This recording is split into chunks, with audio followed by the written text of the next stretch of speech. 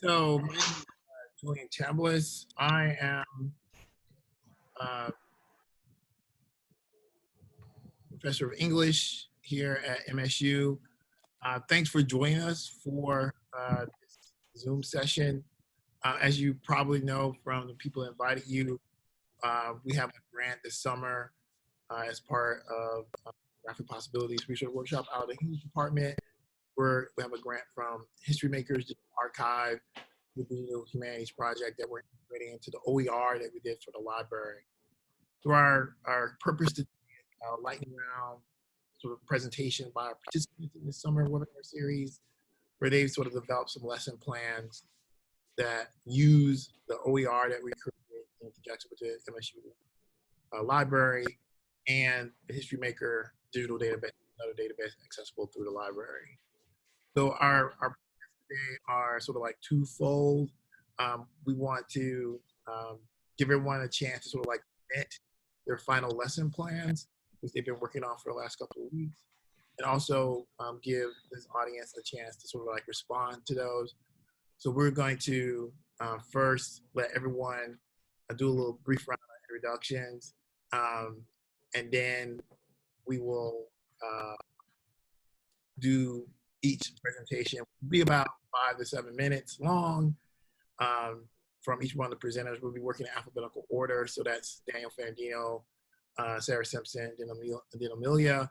And then if anyone has any questions or comments, we'll throw open the floor to do that. So the problem with Zoom, of course, is always how to let people talk. So Amy, can you introduce yourself? Because I'm going to go by my screen to decide who's going to talk. Okay. Wait. Got this, muted. All right, I got it. Yay, I'm really glad we worked out the kinks. Okay, so I'm Amy Munger. I am an assistant professor in the teacher ed program. I just finished my first year. I'm subject area leader for elementary social studies. And Sarah invited me. She was in section of my 404 elementary social studies methods. Hi, and thanks for inviting me. Thank you. Raven. Good morning, friends. It's good to see everyone. My name is Raven Jones-Stambro, and following Amy, I'm also in the Department of Teacher Ed at MSU and a subject area leader for literacy.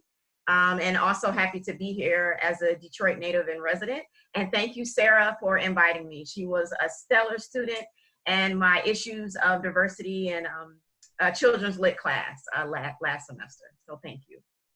Awesome. Lynn? Good morning, everyone. I'm Lynn Wolf. I'm in the German Studies program at Michigan State, which is in the bigger department of linguistics, Germanic, Slavic, Asian, and African languages. I'm happy that Amelia Steeren invited me to participate today. Amelia is currently writing her MA thesis on autobiography and Holocaust survival, looking at also issues of translation and translation across media, looking at a graphic narrative. And I think I'll leave it at that. I'm really excited to be here. Sherry?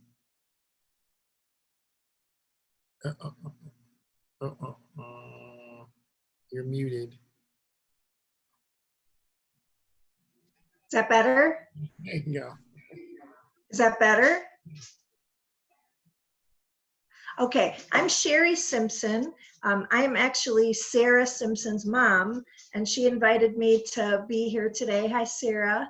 I'm also a nurse and staff educator for the Department of Pediatric Oncology and Bone Marrow Transplant Services at Spectrum Health here in Grand Rapids. So I've been in education and in nursing.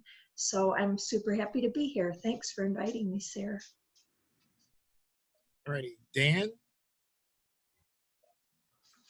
Hi, I'm Dan Nemeth, also in the German program under the linguistics and languages branch. Amelia Steeren invited me, and I'm a fellow German MA grad student. All right. Ruth Ann? Hi, I'm Ruth Ann Jones. I'm a librarian in special collections at MSU, and I did a little editing on the Graphic Possibilities resource guide, but I'm the person who puts it online and makes it available to the world. Clayton? Hi, I'm Clayton Oppenheisen. I'm a PhD candidate in the history department. I was invited by Dan Fandino. We're cohort mates and we've taken a number of courses together. My apologies, I'm watching toddlers while simultaneously attending. So when I talk, if they're yelling in the background, I'm sorry. It's the nature of the world today. Emily? Hi, I'm Emily Harris. I'm Daniel Fandino's wife, and I'm also an international educator. Thanks for having me today. Thank you. Erica? Hi, I'm also here for Daniel Fandino. He has a little group together. I'm a history PhD, just like Clay. So yeah. Okay. And finally, Ronti. Hi, just a second. Hi, I'm Ranti. I work in the library just like Ruth Ann. I'm a comic enthusiast and I help people have access to our electronic resources from behind the scene. Thank you for inviting me. Okay, so since we're a small group, that round of introductions I thought was appropriate. Thanks everyone for accepting invitations from whoever invited you. So as I said, we're gonna start alphabetically. That falls on Dan. I've made you the co-host, Dan. Take it away. And remember, it's a lightning round. I got a timer. Don't force me to buzz you. And you're muted. Okay, there we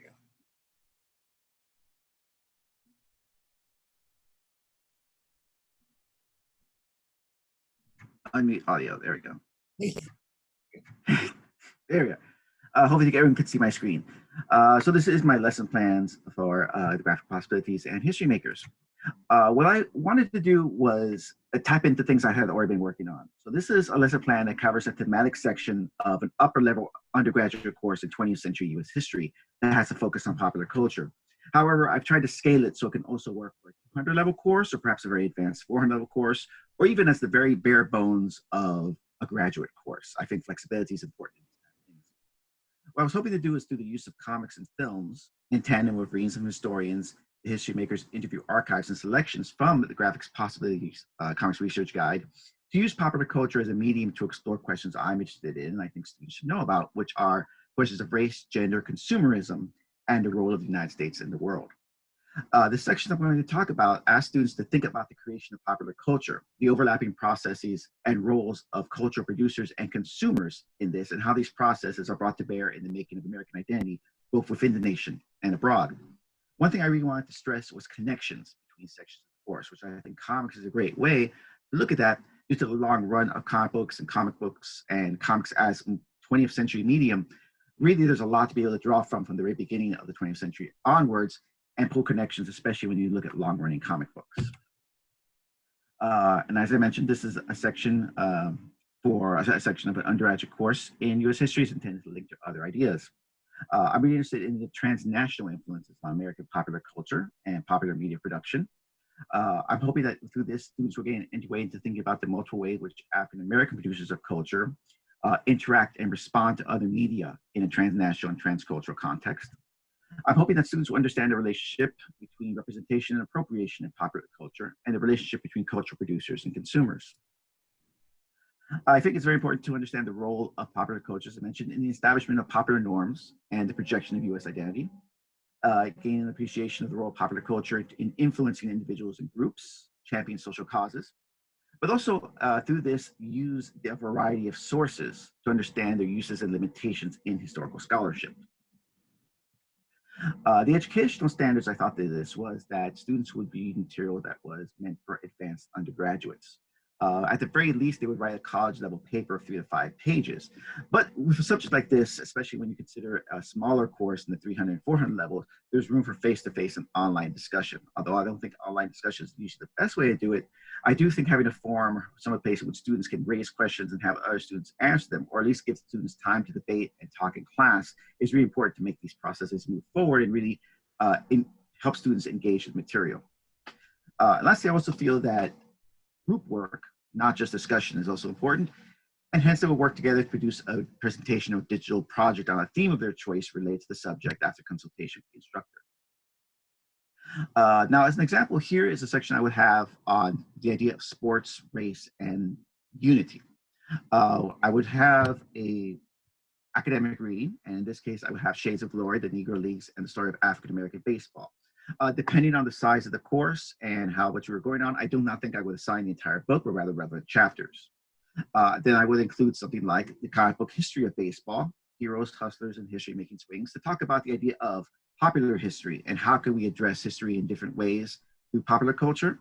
How many people are going to read this comic book versus Shades of Glory? There's a comic book called Sports Action, and in there I want to talk about the ideas of race and gender and how it was depicted in comics in the 50s and 60s. Then I can go on forward. When I would definitely have them read was the comic book where Spider-Man fights Muhammad Ali, and I ask how sports is used in different means through comic books. And then I would have something like Inning 5 and Inning 6 of Ken Burns' The Story of Baseball as another film. Again, the concept is to wrap together a lot of different ideas of media to make this work. I would have history maker interviews as a component of this because I think the lived experience of people who have gone through these ideas is equally as important, as well as introducing students to the idea of the oral archive, the limitations of having an oral archive when you can't actually ask the questions, and how I can use this as a primary source. So these are several that I found interesting, not just on baseball, but baseball in Japan, but also on martial arts. I bring in martial arts because I would look at the second part, which is the one I'm going to focus on for the last part of this talk, is looking at the 1970s popular culture. And one thing I was particularly interested in is the way African Americans were depicted in the comics, as well as blaxploitation films and ideas of appropriation and representation. Making exploitation black, how 1970s blaxploitation discourse marginalized industry history and constructed Black viewers' tastes. And From Harlem to Hollywood, the 70s Renaissance and exploitation, a book called Beyond Blaxploitation would be the two main readings I would have for that section.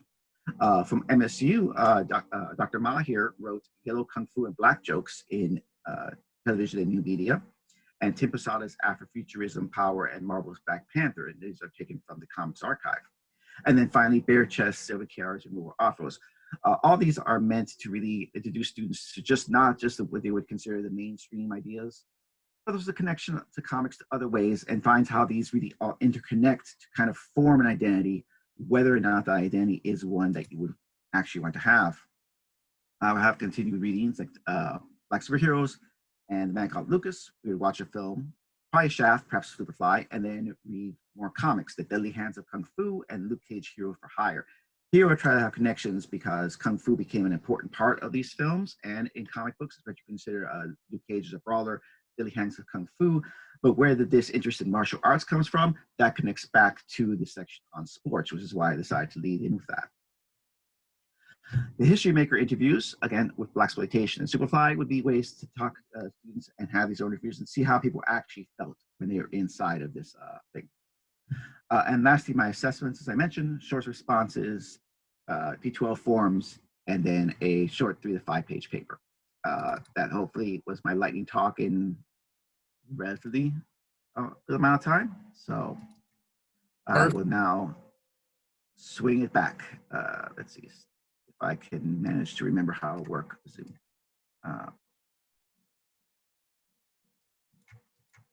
So share, okay. Oh, that was it.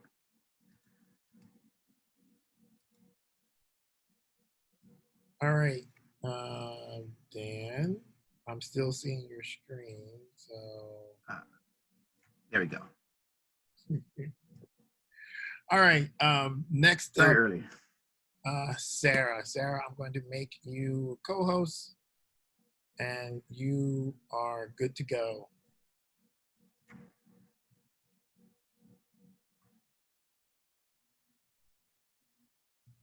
All right, can everybody hear me and see my screen?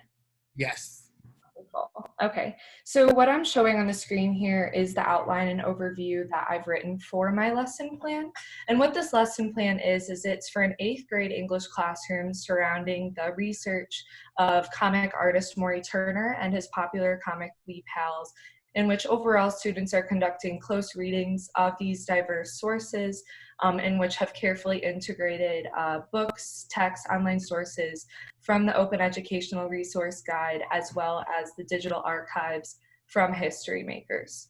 So where this lesson will fit in with a greater semester is one in which students are developing research skills. And a vital role, as it always is for a teacher, is then to provide students with diverse sources that they can conduct their research and learn from. Students will then use those sources to answer research questions, support their claims, in which they'll also be conducted and guided in developing close reading skills. They'll really need to analyze their sources, in which HistoryMakers and the sources from the Open Educational Resource really become centralized and crucial. This lesson then also finally integrates a critical making project, which would be one in which of many throughout the semester, as I really believe it offers opportunity for students to showcase their knowledge in diverse ways, as well as foster creativity that could best suit for making in the professional world outside of the classroom as well. What you'll see with the standards is that they're all associated with associating students supporting claims with their evidence by choosing relevant and diverse resources throughout their research projects throughout the semester. And then through these objectives, you're seeing the ways that students are exploring Maury Turner's claim, which I'll explain later, with evidence from the sources, as well as conducting a close reading of these sources in order to gain insight into the historical context of the civil rights movement, as well as the life and legacy of Maury Turner. And students will also be conducting a research project in which they will present their findings, inferences, and analysis in a newspaper or zine. And for those not familiar with a zine, it's a handmade or do-it-yourself magazine and text of sorts that students most importantly have creative control over. And with the zine, students would actually have the option to donate to special collections library at MSU potentially. And then moving forward to materials, you see that we'll be using the Wee Pals comics from the special collections at the MSU library, and then careful integration of supplementary sources for student research from the Open Educational Resource. You can see an encyclopedia, comics timeline, and a citation guide.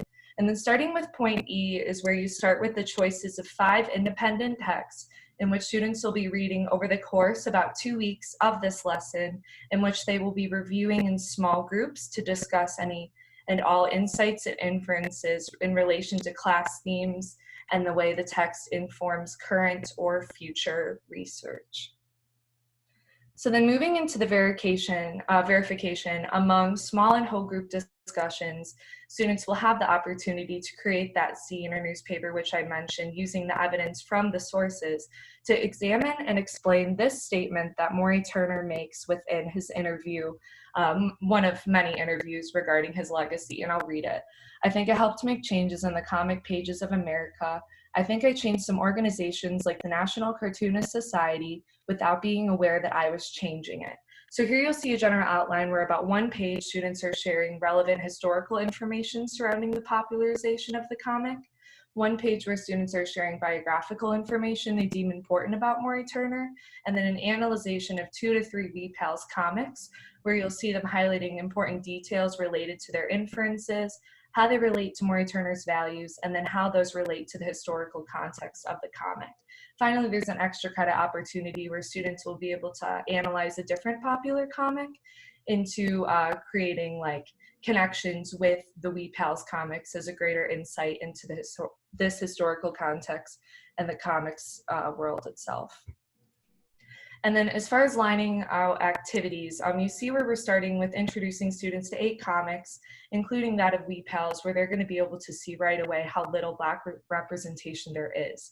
And then we'll be connecting, and here you'll see a really important collaboration with the 8th grade social studies teacher, in which they'll be studying the civil rights movement, Dr. King, and other voices from the civil rights movement, as well as events following the assassination of Dr. Martin Luther King Jr. And then you'll see introduction to Maury Turner and Wee Pals, by a short biography mentioned within the HistoryMakers interview. And then at this point, I'll be playing the segment in which Maury Turner makes the claim above that they're studying throughout their research project. Following this, I'll be giving them a short, discussion over that we'll be looking into the how and the why of this claim. So how did Maury Turner accomplish what he stated, as well as what are his values and beliefs that informed Lee Powell's and his career.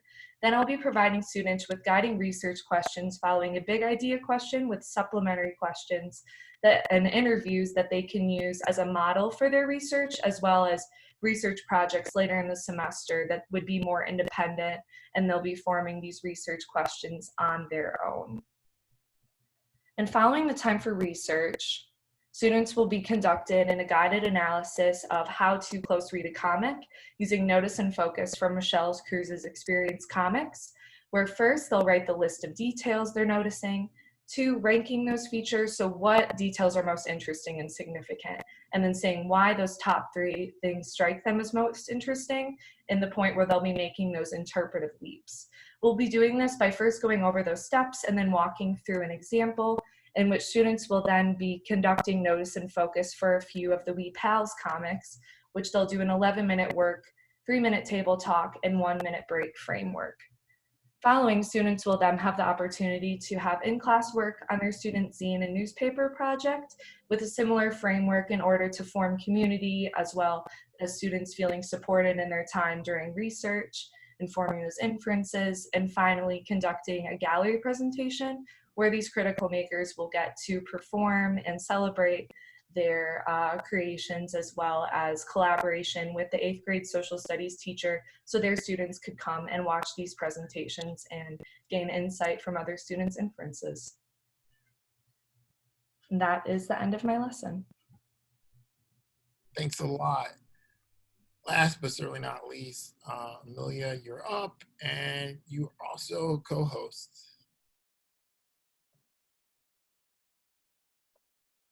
All right. I'm going to try to share screen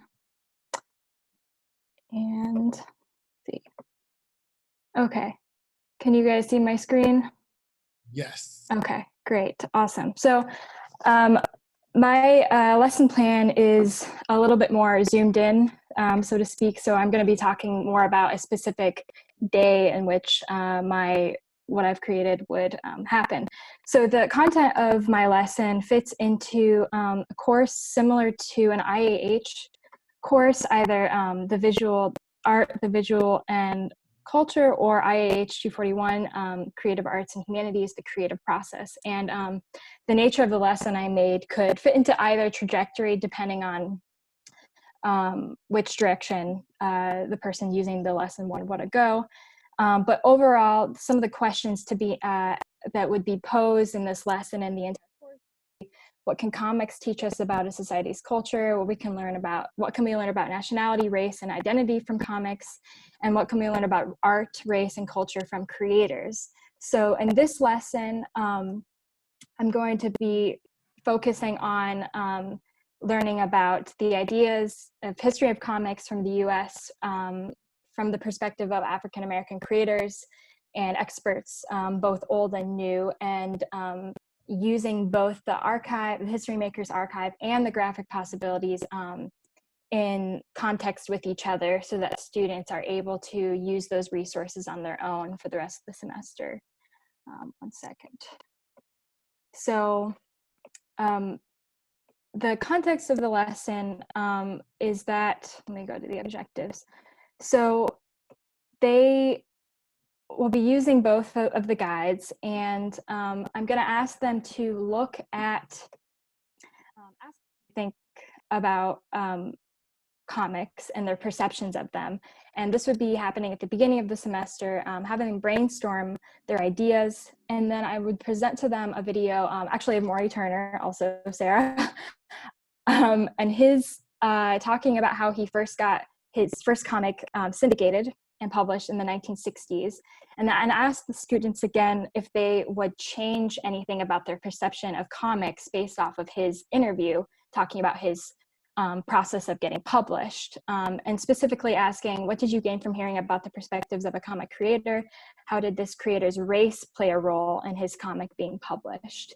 And then following those discussions, having them list keywords, they would read together an interview with John Jennings, who is a more recent comic creator, and that is accessed through the Graphic Possibilities Guide. And again, ask them, what other aspects must we consider when we think about the perspective of the creator and thinking about race and comics? And then as an entire class, just collecting words in order to expand how we understand the publication process from different people's perspectives. And if we hear the word comics, we don't just think about visual storytelling, but we think about history and real people who created these things and may have experienced life differently than the person sitting next to you in class.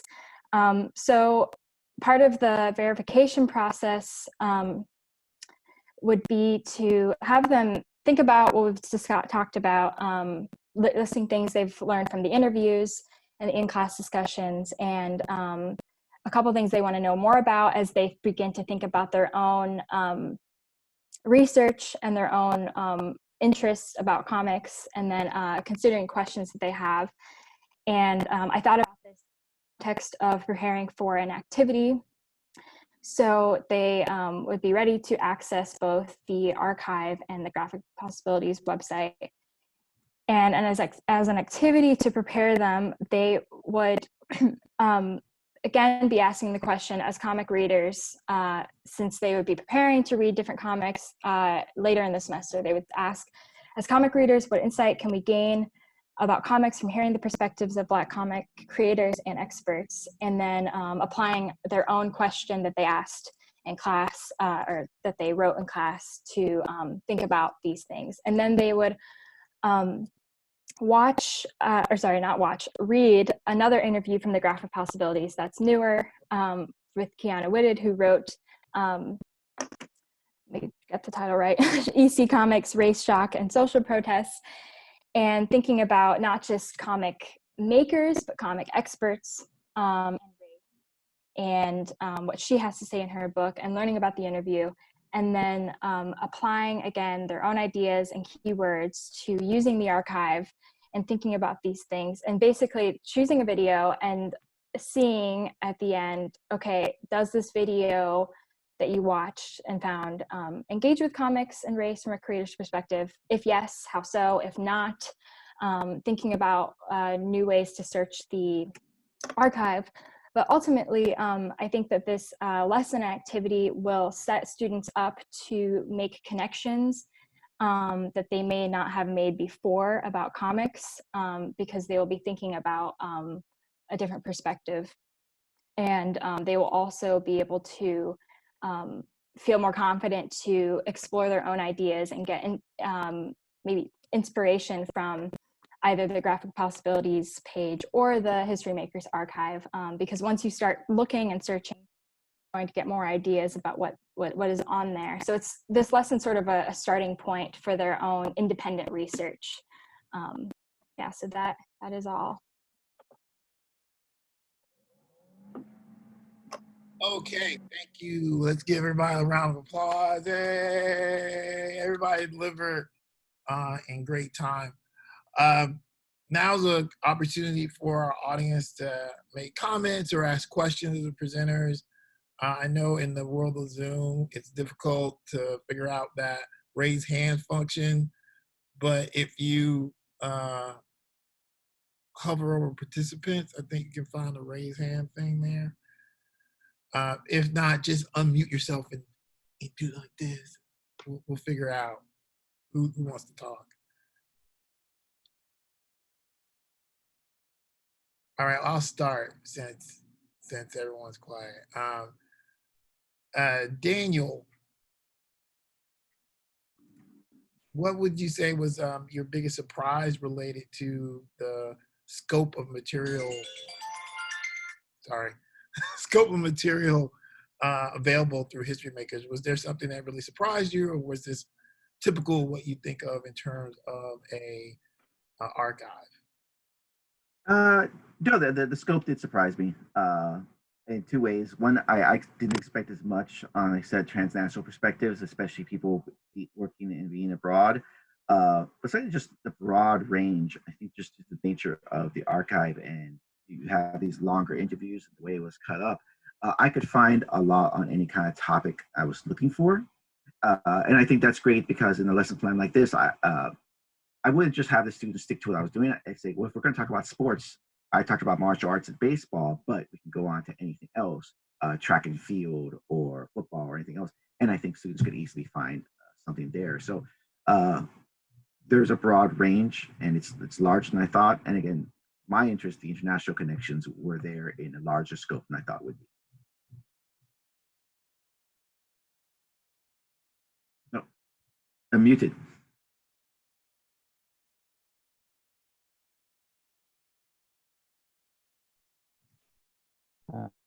Zach's got his hand raised. Yep. So I have a comment and sort of a leading follow-up question for Sarah. We talked about this before, but I really like the critical making aspect of your lesson plan. And one of the things I was thinking about, and I guess we hadn't really talked about it, is that the type of media production that you're teaching is not just good for critical thinking skills, but it's also really good for media literacy in a moment where media literacy is vital to survival. So I really appreciated that that aspect of it. So I guess my question is how do you imagine a project like this either being the culmination of something that happens throughout the course of a semester, or building towards a greater understanding or greater empathy, or sort of a more open and inquisitive look at the world around them, your students? So one of the things that I really like about this project specifically, and opportunities to do critical making projects in the future, such as this, is it really offers an opportunity for students to take this in their own direction, as much as then as they're doing these different critical making projects, they get to then share what they've learned with their students as they're all researching these different important areas. Because every student in a classroom isn't going to be able to learn everything that you want them to be able to learn. That's just the case of it is there's not enough time. So I think what this really offers is an opportunity for students to use sources like HistoryMakers, really also importantly, to get those areas that we really critically need and want them to know, as much as then with those projects, the opportunity to study those different areas and then share what they've learned with their students so that they can all go on to be better humans. So I hope that answers the question.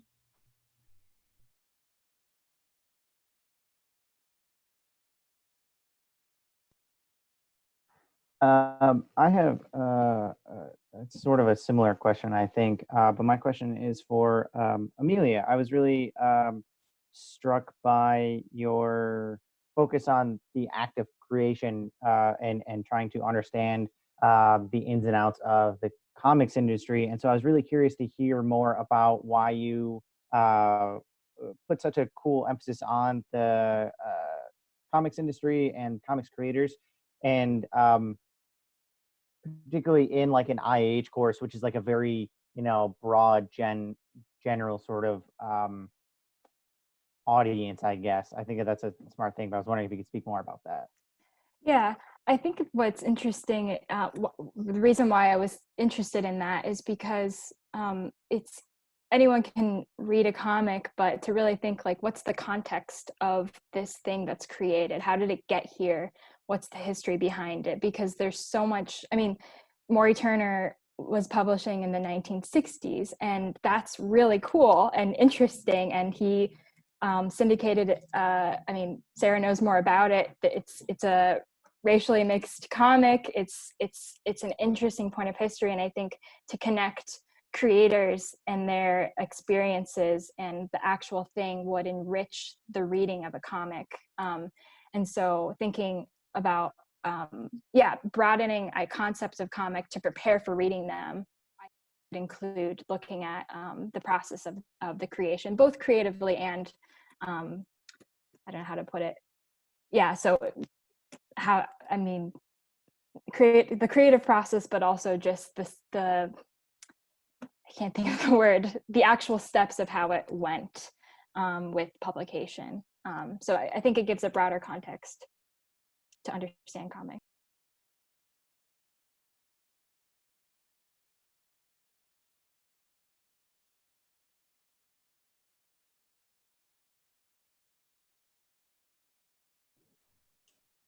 I have a question for all three of you.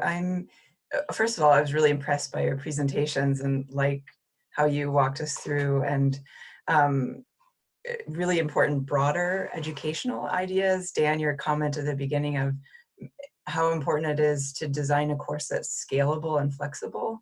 I often am really self-critical. I'm like, well, this course could be an undergrad class or it could be a grad class. Am I not clear on my learning objectives?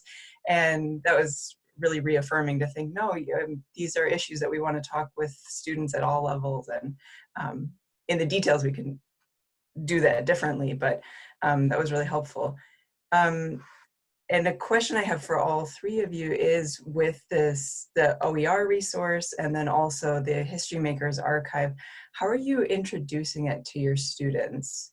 Do you give them, I mean, context, I'm hearing context is really important, but as a resource, do you give them much background on what it is as an archive, or do you, Amelia, it sounded like you want students to just explore it. So yeah, what kind of background do you give students to access it, or do you just let them loose with it and listen to their discoveries? For me, I think I would have to give background. I think that's an important thing of at least the historical profession, is understanding where your documents are coming from, the intention of who was collecting this information and for what purposes. Disney's archive is going to be different than the HistoryMakers archive. It's going to be different from a government archive. So understanding the nuances between those, why they were collected, who collected them, under what circumstances, is important for students to have that kind of context of how to use this material, how to approach it, and in some cases, just the veracity of the material to understand. A business archive may not have everything that a business has done because they just don't want that in their archives, compared to something like HistoryMakers, which is, I think, trying to give a broad-based idea of like a certain moments in time with people. So I would introduce them first and really try to understand where they're coming from and the purpose of this archive. Yeah, I didn't really, oh, sorry, go ahead, Sarah. No, you go for it, go for it.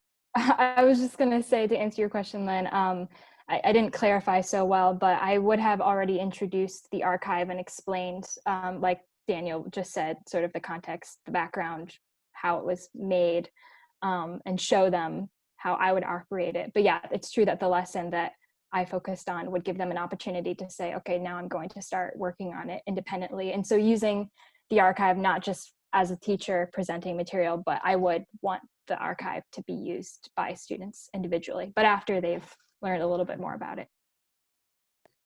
Yeah, same goes for me. I think that at the point where I would share them with the background information of them, the HistoryMakers, would be where I play that small clip from Maury Turner's claim at the point in which they'll be using that as a basis for research. But then I do think it's just as important to have this final discussion where I ask them why they think it's important, especially in this year where they're going to later be doing research. I think they really need to grapple with and think critically about why it is a critical source and why it would continue to be so throughout that year.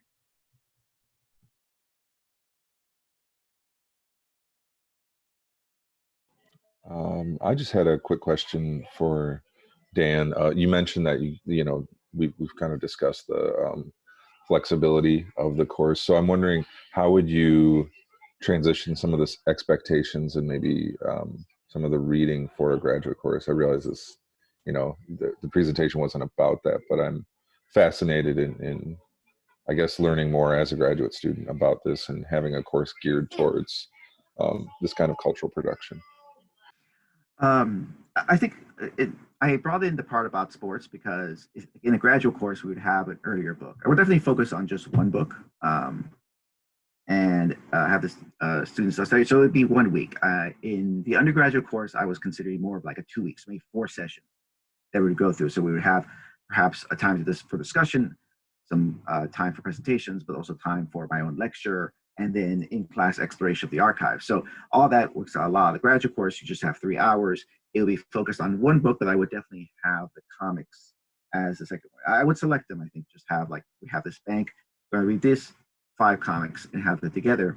But I would stress more so than in the undergraduate class, think back about how this was written, looking at the sports books, and really try to maintain this a continuity between what we're looking at and the ideas of production. So obviously the discussions we're having will be different. Like we're having from the historian, what they're going to be the research methods, what are they trying to say, what, you know, what's their argument, that whole deal. But I think it works if I could just compress it down. And of course, I would have like the written response due the night before. You know, it's like 2 pages. What you think about the book?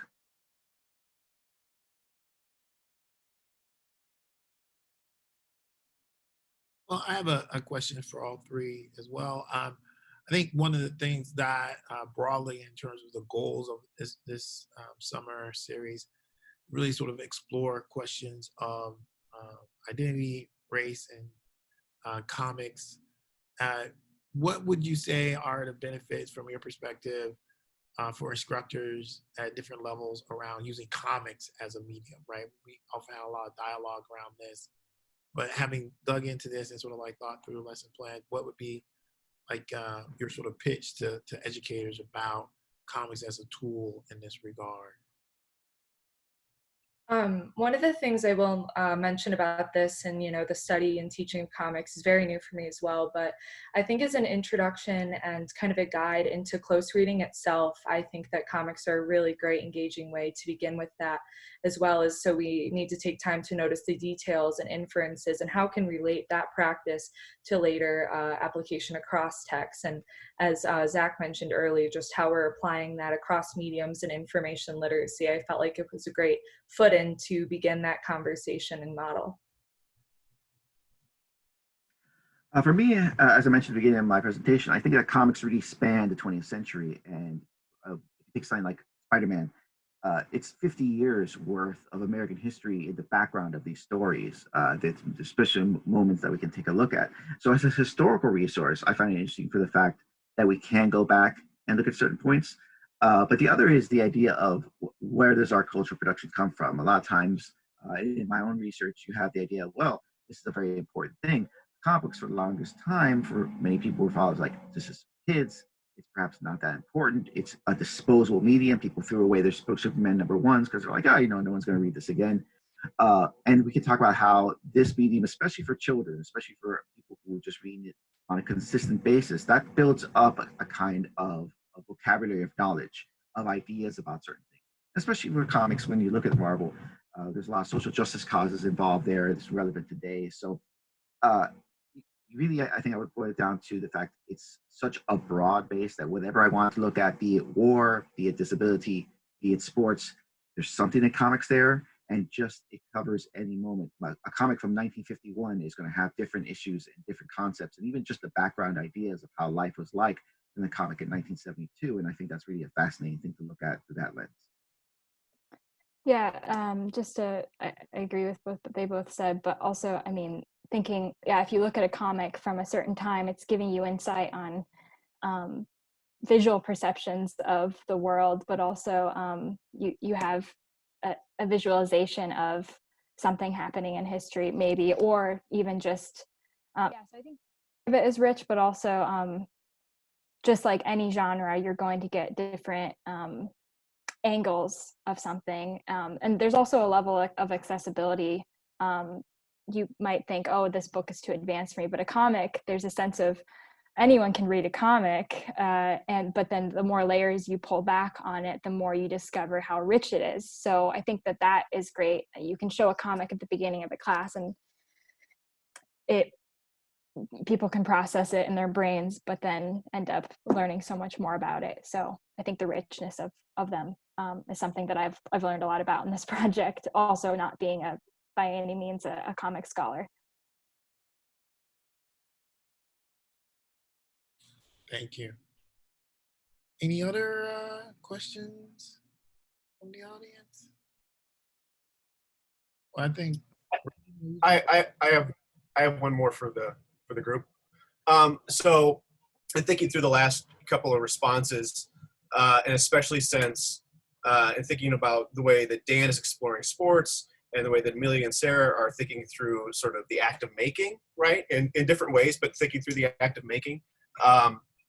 I guess one of the questions I had is, how do each of you see your lesson plans perhaps addressing the issue of intentionality, right? In Sarah's work, I mean, Maury Turner's making his decisions, but it's not just about his decisions. As your lesson plan points out, it's about the decisions of other cartoonists and the decisions of newspaper publishers about who they're running, right? And which cartoons are picking up from the syndicate. Amelia, when you're talking about Keanu Whitted's book and questions of race and class and those sorts of things, I mean, there's a lot of intention that goes into the choices that are being made in those comics, and the same for Dan.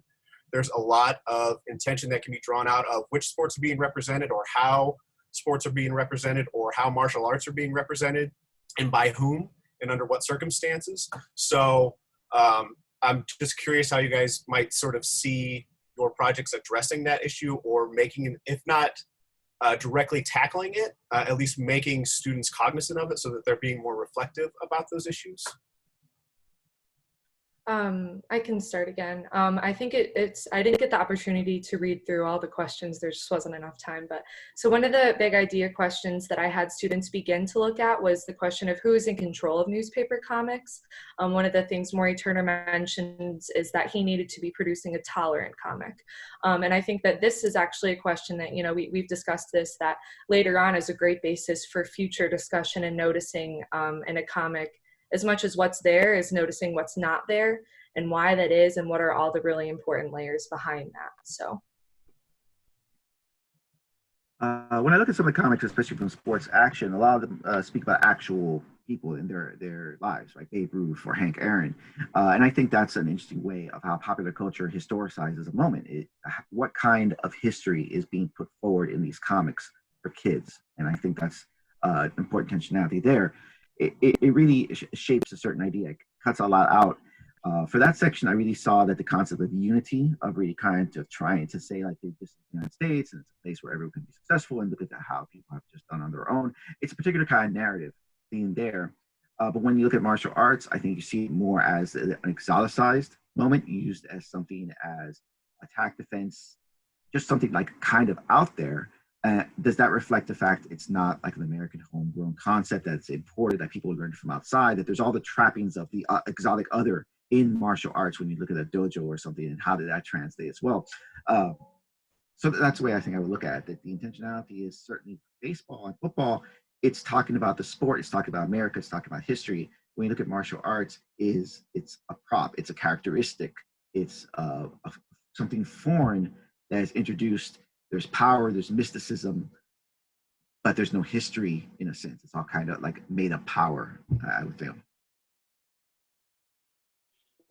Yeah, the one thing I was thinking about a lot through the lesson that I made was, in terms of intentions, was thinking, okay, so how does this person's life and place in life influence how they're going to interact with comics, whether they're, in Kiana's instance, writing a book about it, or other creators, what are they going to illustrate, and thinking about the relationship between the creator and the thing that they're creating, and thinking maybe there's a connection between what they want to make and something of their life or experience.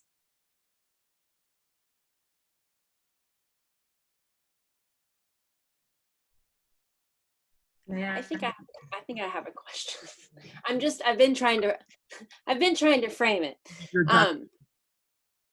And I'm just trying to process. I'm thinking about Sarah's in particular,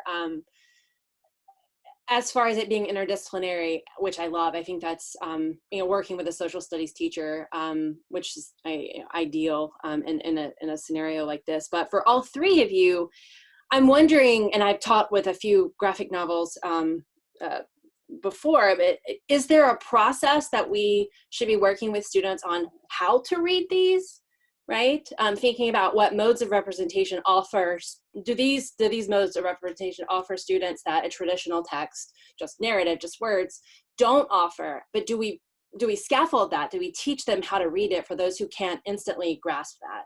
So I'm not framing that very well, but I'm just trying to process, you know, it's great, it's different, but at the same time, is it accessible to everybody? And do we help them process how those representations work? For me, I think that's a question I've had this whole time when I'm considering history and historical archives, historical material. How to read them is certainly an issue, but coming to comics,